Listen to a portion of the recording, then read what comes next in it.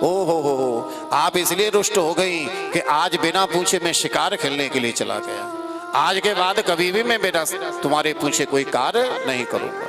प्रसन्न हो गई, रहने लगी। इसका भाई आ गया चंडवेग और ये बोला कि मैं भी इसी घर में रहूंगा। बोले भैया छोटो सो घर है, तुम्हारे लिए जगह नहीं है। पर मैंने की नहीं, जब मेरी बहन रह रही तो मैं भी रहूंगा। जबरदस्ती रहने लगी। अंत में दूसरे राजा ने आक्रमण किया, भयभीत हो गए। अब मैं युद्ध भूमि मारा जाऊंगा तो मेरी पत्नी की देखरेख कौन करेगा, पालन पोषण कौन करेगा। अंत के समय पर जैसी मति होती है वैसी गति हो जाती है। अंतमति शागति। अंत के समय पर पत्नी में मन लगा हुआ था, प्राण को त्याग गया, तो इसका दुष्परिणाम यही निकला कि अगले जन्म में स्वयं को राजकन्या बनना पड़ा। पालन पोषण हुआ, युवा हुआ तो मलयध्वज नामक राजकुमार के साथ इनका विवाह हुआ और समयानुसार इनके गर्भ से 9 बेटा हुए। जब 9 बेटा हुए, जब युद्ध हुआ तो पति जब मारे गए तो फिर से रोदन करने लगी। उसी समय पर पूर्व जन्म का जो मित्र था अविज्ञात आ पहुंचा और कहा, देवी तुम रुदन क्यों कर रही हो, मुझे पहचानो ना, तुम मुझे भूल गई थी इसलिए तुम्हारी ये दशा हुई है। मैं तुम्हारे पूर्व जन्म का अविज्ञात नाम का मित्र हूँ। जैसे ही नाम लिया रोते हुए खड़ी हुई और झट से जाकर के अपने मित्र के गले से लग गई और उसी के साथ चली गई। नारद जी बोले, कहो राजन क्या समझ में आया। महाराज जी हमारे तो समझ में कछु आया होगा। तो फिर से सुनो, सरल भाषा में सुनाया। मैंने बताया राजन के 2 मित्र थे, अविज्ञात और पुरंजन, जो कि साथ साथ रहते हैं, खाते पीते हैं। ये कौन है? अविज्ञात माने परमात्मा, पुरंजन माने जीवात्मा। जीवात्मा परमात्मा साथ साथ रहते हैं। और जब इस जीवात्मा का परमात्मा से विछोह हो जाता है तो अपने रहने के लिए जगह ढूंढता है, कोई जगह पसंद नहीं आती।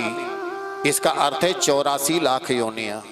कोई जीव नहीं चाहता कि मैं मनुष्य बनूं। कोई चाहता है क्या? कोई चाहता है कि हम पक्षी बने, कीट पतंग बने, वृक्ष बने, लता पता बने। दक्षिण दिशा अर्थात भारत देश में आया और 9 दरवाजे का मकान देखा। ये 9 दरवाजे का मकान जो है ये मनुष्य तन है। सभी जीव चाहते हैं कि यही बार बार मिलता रहे, पर ये तो बड़ा कठिनाई से, दुर्बलता से मिलता है। 2 आंख, नासिका के 2 छिद्र, 1 मुख, ये 5 दरवाजे पूर्व की ओर। मलमूत्र के 2 दरवाजे पश्चिम की ओर, 2 हमारे कान, 1 उत्तर की ओर, 1 दक्षिण, 2 दरवाजे हो गए। अंदर प्रवेश किया, सुंदर स्त्री मिली। ये कोई और नहीं, ये बुद्धि ही है। शर्त रखती है कि जो मैं कहूंगी वही करना पड़ेगा, जो बुद्धि कहती है वही तो करते हैं। 5 फड़ वाला सर्वरक्षा कर रहा है। क्षितिजल पावक गगन समीरा, 5 तत्वों से बना हुआ ये शरीर है। अनेकों बेटा बेटी हुए पर समाप्त हो जाते हैं। ये क्या है? ये मन के मनोरथ हैं। मनोरथा नाम न समाप्तिरस्तु। इस शरीर में जब तक प्राण है तब तक नए नए मनोरथ जागृत होते रहते हैं, पूर्ण होते रहते हैं, पर इनकी समाप्ति नहीं हो पाती है। समाप्ति होती है क्या? एक मन का मनोरथ भगवत कृपा से पूर्ण हो गया, वो पूर्ण हुआ नहीं कि दूसरा जागृत हो जाता है? दूसरा पूर्ण हुआ नहीं कि तीसरा जागृत हुआ। जब तक शरीर में प्राण है भैया तब तक नए नए मनोरथ जागृत होते रहते हैं, पर समाप्त होते रहते हैं। इनकी कभी समाप्ति नहीं। शिकार खेलने के लिए गया, आकर के क्षमा याचना मांगी। बिना बुद्धि के विचार किए कोई कार्य करते हैं तो वो कार्य बिगड़ जाता है। फिर हम पश्चाताप करते हैं, कहते हैं कि बुद्धि से पहले ठीक प्रकार से सोच लेते, विचार कर लेते, तब इस काम को करते तो हमारा कार्य क्यों बिगड़ता। यही क्षमा याचना है। चंडवेग नामक पुरुष आया, जबरदस्त रहने लगा। कोई नहीं चाहता। ये है दिन रात, अथवा इसको काल से भी कह सकते हैं। और जब काल आ जाता है ना तो फिर तो अच्छे अच्छों को ये भवन खाली करना पड़ता है। वो अंतमति सागति, अंत के समय जैसी मति है वैसी गति हो जाती है। राजर्षि भरत की अंत के समय मति मृग बालक में आसक्ति होने से मृग बनना पड़ा। राजकन्या बने, पालन पोषण हुआ। मलयध्वज नामक राजकुमार के साथ अगले जन्म में विवाह हुआ। मलयध्वज का अर्थ है भक्ति से इनका संबंध जुड़ गया, सत्संग से इनका संबंध जुड़ गया। सत्संग प्राप्त हो गया, भक्ति प्राप्त हो गई, तो 9 पुत्रों को जन्म दिया। ये 9 पुत्र क्या है? ये 9 प्रकार की भक्ति है।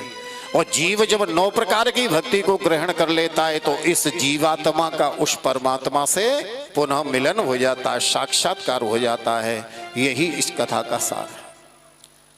देवर्षि नारद उपदेश करके चले गए। इन्हीं के पुत्र दक्ष हुए, जिनके प्रचेता हुए, प्रचेता के पुत्र दक्ष हुए। महाराज परीक्षित ने कहा गुरुदेव कि प्रिय व्रतो भागवत आत्मा राम कथम मुने गृहे रमतयन मूल कर्म बंध पराभव।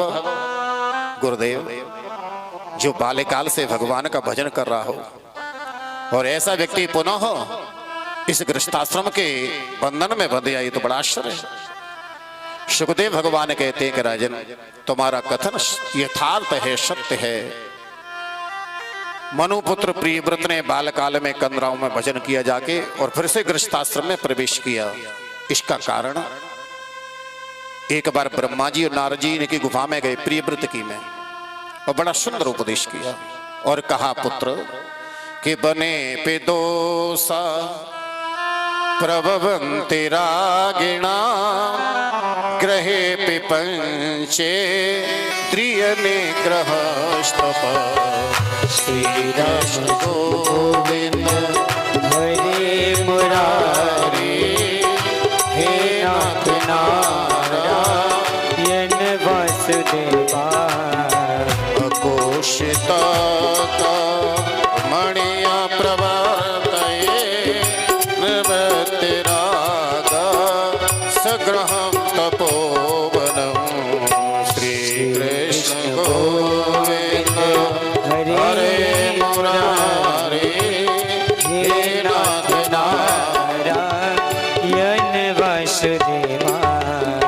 श्री कृष्ण गोविंद हरे मुरारी हे नाथ नारायण वासुदेवा। श्री कृष्ण गोविंद हरे मुरारी हे नाथ नारायण वासुदेव। श्री कृष्ण गोविंद। पितामह ब्रह्मा जी नारद कहते हैं पुत्र, जिस व्यक्ति ने कामादि 6 शत्रुओं के ऊपर विजय प्राप्त कर ली है वो इस गृहस्थाश्रम में रहते हुए भी भजन कर सकता है। जिसने कामादि 6 शत्रुओं पर विजय प्राप्त नहीं की, चाहे वो वन में रहे, चाहे पर्वत की चोटी पर बैठ करके भजन करे, चाहे जल में डूब करके भजन करे, चाहे वो पंचाग्नि में बैठ करके भजन करे, उसको कामादि 6 शत्रु सताते ही रहते हैं। तुमने कामादि 6 शत्रुओं पर विजय प्राप्त कर लिए, काम क्रोध लोभ मद मत्सर अविद्या, इनको जीत लिया है, तो गृहस्थाश्रम में भी तुम भजन कर सकते हो। गृहस्थाश्रम को भी तपस्थली बना सकते हो, गृहस्थाश्रम को भी